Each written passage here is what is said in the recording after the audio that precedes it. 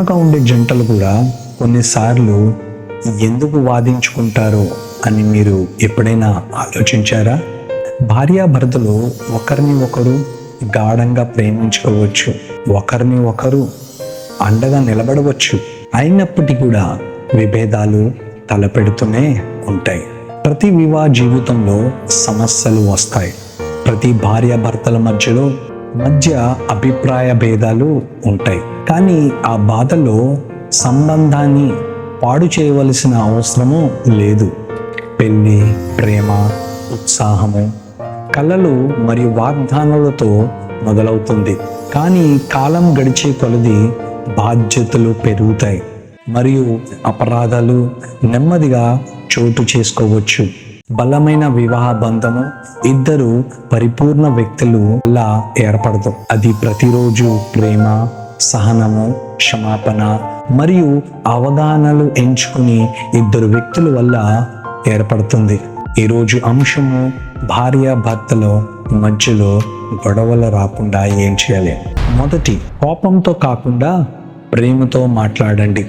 అనేక మంది ఆలోచించకుండా మాట్లాడడం వల్ల గొడవలు మొదలవుతాయి. ప్రతి దాంపత్య జీవితంలో భేదాలు సహజం. కానీ కోపంగా, కఠినంగా మాట్లాడితే చిన్న సమస్యలు కూడా పెద్ద గొడవలుగా మారుతుంది. మృదువైన మాటలు సమస్యలను ప్రశాంతంగా పరిష్కరించడానికి సాధ్యపడతాయి. మాటల కంటే వాటిని చెప్పే విధానమే ఎక్కువ ప్రభావం చూపిస్తుంది. మాటలకు చాలా శక్తి ఉంది.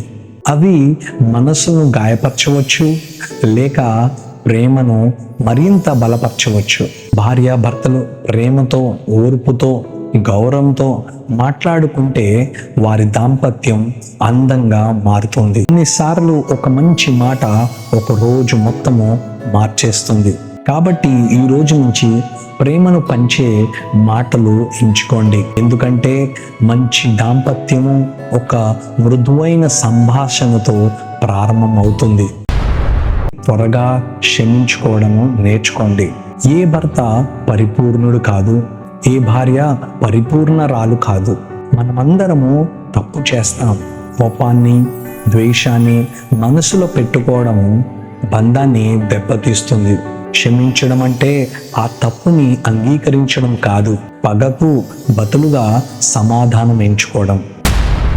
అహంకారము మీ మధ్యలో రాకుండా చూడండి. అహంకారము ఇలా అంటుంది, నేనే సరి అయిన వాణ్ణి. కానీ ప్రేమ ఇలాగంటుంది, మనము జరిగిన దాన్ని సర్దుకుందాం. ఒక చిన్న క్షమాపణ గంటలు, రోజులు లేదా సంవత్సరాలు బంధాన్ని కూడా నిర్మించగలదు. గుర్తుంచుకోండి, వివాహంలో వాదనలో గెలవడం కంటే బంధాన్ని కాపాడుకోవడము ముఖ్యం. కలిసి నాణ్యమైన సమయాన్ని గడపండి. చాలా వివాహంలో ప్రేమ లేకపోవడం వల్ల కాదు, సమయం లేకపోవడం వల్లే దెబ్బతింటాయి. కలిసి మాట్లాడండి, కలిసి భోజనం చేయండి. భార్యాభర్తలు ఉద్దేశపూర్వకంగా ఒకరితో ఒకరు సమయం గడిపినప్పుడు వారి బంధం మరింతగా బలపడుతుంది. శాంతియుతమైన దాంపత్యం ఒక రోజులో ఏర్పడదు. భార్యాభర్తలు ఒకరితో ఒకరు పోటీ పడడానికి బదులుగా ఒకరిని ఒకరు అర్థం చేసుకోండి. మీ జీవిత భాగ్యస్వామి మీ శత్రువు కాదు. దేవుడు మీకు అప్పగించిన కుటుంబాన్ని కాపాడుకోండి. కఠినత్వానికి బదులుగా దయ ఎంచుకోండి. ద్వేషానికి బదులుగా క్షమాపణ ఎంచుకోండి. చింతకు బదులుగా ప్రార్థన ఎంచుకోండి. మీరు అలా చేసినప్పుడు దేవుడు మీ వివాహ బంధాన్ని సమాధానము, బలము మరియు స్వాస్థ్యమైన ఆనందంతో ఆస్వాదిస్తాడు.